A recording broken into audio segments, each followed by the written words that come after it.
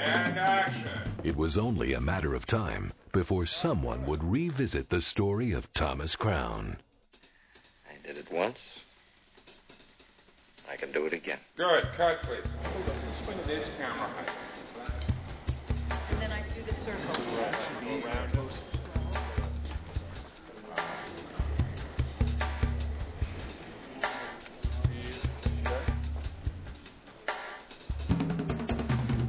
Almost 30 years after the success of the Thomas Crown affair, actor Pierce Brosnan, star of the James Bond films, first considered the idea of an update of Norman Jewison's classic movie.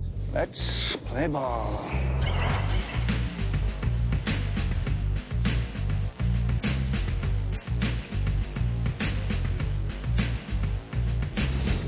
Good morning, Mr. Crown. Good morning, one and all.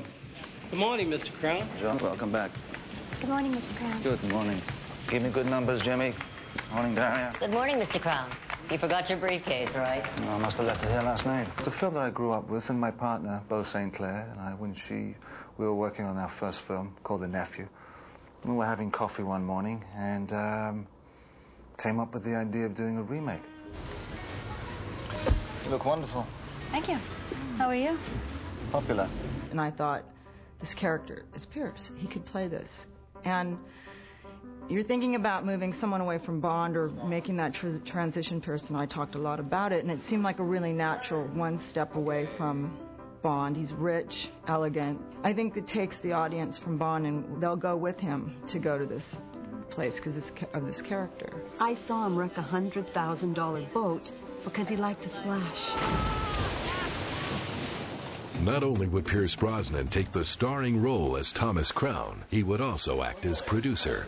I never really thought about, the 90s and bring it up into the 90s. I just, if you follow your gut instincts and what you want to do emotionally, then hopefully the rest will follow up along. Is it more fun getting it than keeping it? But if Pierce Brosnan was nervous about producing a film of this scale, stepping into Steve McQueen's shoes was an equally daunting prospect. I had great trepidation in doing it because even though I saw that I could fit myself into this role, you are going into Steve McQueen territory. I mean, he was the king of cool.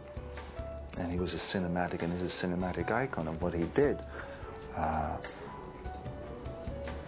No one else did it like McQueen. Whoa! Let's make it interesting, shall we? It's a beautiful Saturday morning, John. What the hell else have we got to do? I don't think it was so much about doing a Steve McQueen movie as it was like doing a great play. You just see great characters and a great idea. And I'd like to think we were inspired by the original, but that we didn't want to take anything away from them.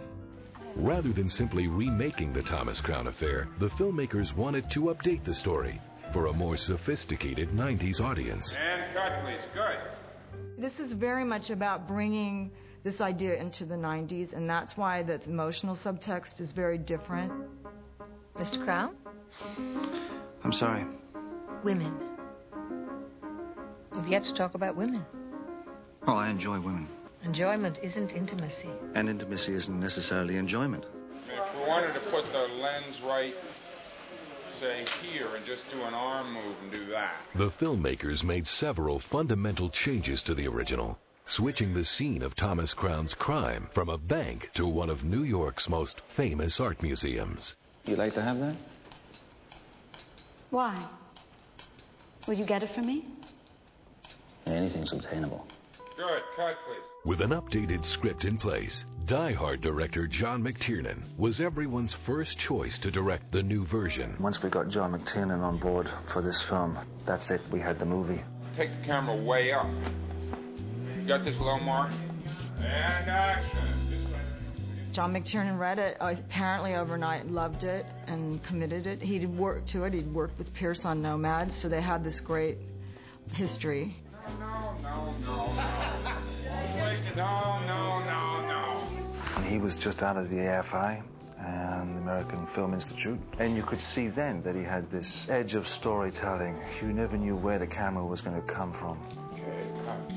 Now, raise the camera another 3 inches. John talked to us about the script, he came in with an intuitive, innate understanding. He really clicked with exactly where we were with it, and actually did nothing but want to move it forward. And he's really smart. It has the virtue or the embarrassment or the whatever of having the same name and a similar plot. But when they sent me the script, I realized it was a different story. Here is a film which starts with a heist, and you want the audience to just be right there from the beginning. And he is a man that gets an audience's attention.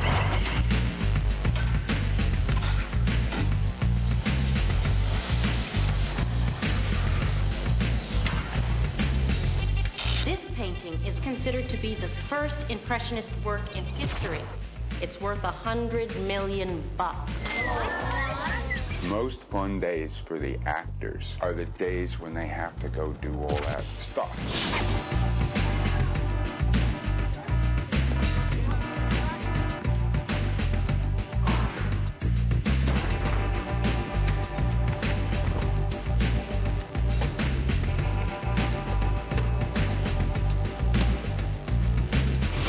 Okay, cut, please.